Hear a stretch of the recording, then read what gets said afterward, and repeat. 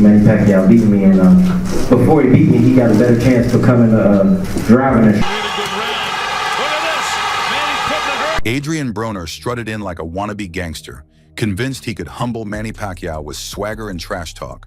He promised destruction, chaos, the end of a legend. But the ring is Pacquiao's playground, and every boast just fueled the storm, turning Broner's tough talk into the funniest beatdown of his career. Shit, if you ask me, he a black fighter.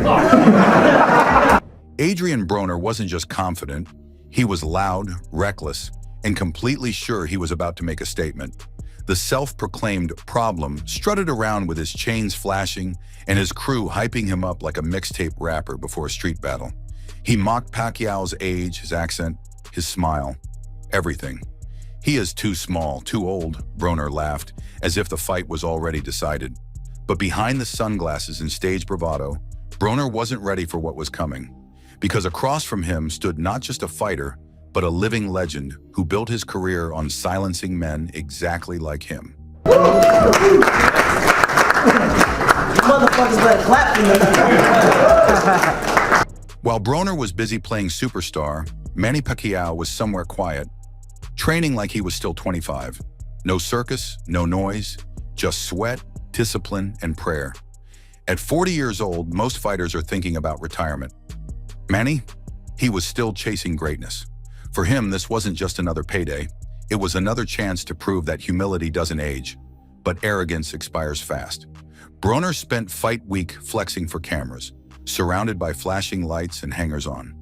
Pacquiao spent it shadowboxing under dim gym lights, his face calm, his rhythm sharp. It felt like two different worlds were about to collide. One built on hype, the other built on history. Protect yourself at all times. God bless you both. Touch up. Then came fight night, January 19th, 2019, the MGM Grand in Las Vegas. Every seat filled, every camera pointed at the ring. The atmosphere buzzed with tension. On one side, Broner made his entrance, looking like a rapper headlining a concert, not a man about to face one of the deadliest southpaws in boxing history. Boxing not letting like this all night. Across from him, Pacquiao entered quietly. No theatrics, no forced grin, just focus. A man who'd fought through poverty, politics, and legends, standing across from someone who treated the sport like a performance. Can the younger man take out the legend? But youth doesn't always mean hunger. As soon as the bell rang, that truth hit Broner harder than any punch. And you always wonder. Pacquiao didn't start slow. He stepped in fast, bouncing on his feet, peppering jabs, setting a rhythm Broner couldn't read. Every time Broner tried to counter, Pacquiao was already gone. The so-called problem had no solution. Broner barely threw 20 punches that first round, while Pacquiao controlled everything. Pace, distance, energy.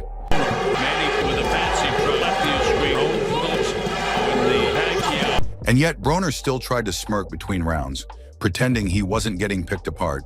But the numbers told the story. Pacquiao threw nearly twice as many punches per round, 47 to Broner's 24. By the middle rounds, the difference was brutal. That night, the wannabe gangster met reality. He promised destruction, but ended up getting schooled by discipline. Manny Pacquiao, at 40 years old, proved once again that true warriors don't need to talk tough. They just show up and do the work. Broner had swagger, Pacquiao had legacy, and under those bright Vegas lights, legacy won.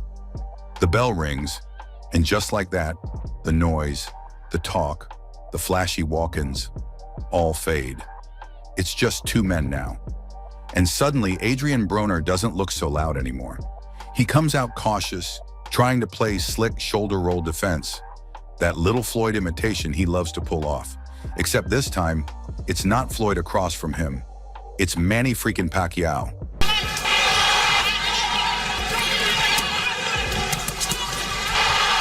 The man moves like a blur, darting in and out, left hand cocked like a lightning bolt.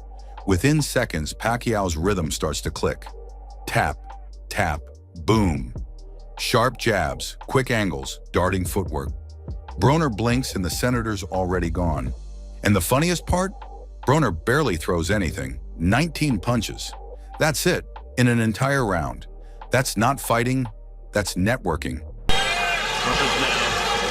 is landing more punches. Did in the first couple to the chin of Manny, then he lands the slow down finishes, saves the hand. And jump that, look at that. Then came the middle rounds. Rounds 4 through 7, and that's where things got ugly. Pacquiao stopped studying and started punishing. He wasn't just landing shots anymore. He was sending messages. Every jab said, "Respect your elders." Every left hand screamed, "Talk less." The crowd was eating it up. You could hear the chants building, echoing through the MGM like thunder. Looping left hand stroke by Manny Pacquiao. He's on the assault. Round 7 was the moment Broner's confidence officially clocked out. Pacquiao cornered him, unleashed a blistering combo. Left hook, right straight, another left. Boom! Broner's legs wobbled like a man trying to balance on a skateboard for the first time. The crowd exploded. The same man who promised to destroy Pacquiao was now doing his best impression of a marathon runner. Everybody out there, I hit him clean more times. I controlled the fight. He was missing. I hit him clean more times. And you could feel it. The humiliation wasn't subtle anymore. It was happening in real time. Manny Pacquiao, at 40 years old, was chasing this man down like time itself. Relentless, inevitable, merciless.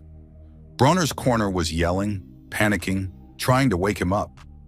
But how do you wake up from a nightmare that's happening with your eyes open? Less than 8 in the round. Punches that you had couldn't get on, and it seemed as though your punches was the most. Let's put it in numbers. Pacquiao landed 112 punches that night. Broner? Barely 50. That's not even half. And that's including all the jabs he threw at the air. Statistically, it was domination. Emotionally, it was a schooling. For someone who said he'd beat that boy, Broner sure looked like he'd just enrolled in the Manny Pacquiao masterclass. First lesson, humility.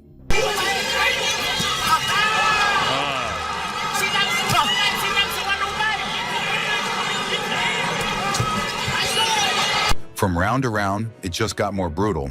Not in a bloody way, but in a poetic one. Pacquiao didn't just beat Broner up, he dismantled his ego piece by piece. By round 8, Manny was grinning mid-fight, slipping punches like he was sparring a student. The crowd loved it. Broner started clinching more, backing up, trying to buy time. You could almost hear his thoughts. What happened to the plan? But there was no plan. There was just Manny, fast, focused, and fearless. Every combination was tighter, cleaner, crueler. Every angle was another lesson in movement, and the body shots were vicious. Pacquiao ripped them in like he was digging for buried treasure. You could see Broner wince every time. Then a hook, then another.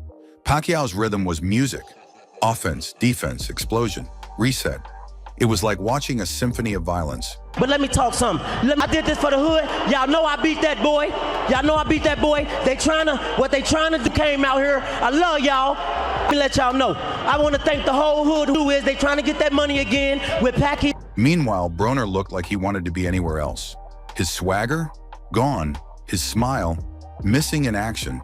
By the final rounds, Pacquiao was just putting on a masterclass. Broner was hanging on, still trying to sell confidence that nobody was buying. But deep down, everyone in that arena knew. The fight was already over. Not on the scorecards, in spirit. The wannabe gangster who promised destruction had been exposed. And as the bell rang, you couldn't help but feel a strange mix of satisfaction and secondhand embarrassment. Because when arrogance meets experience, there's only one way that story ends. With silence.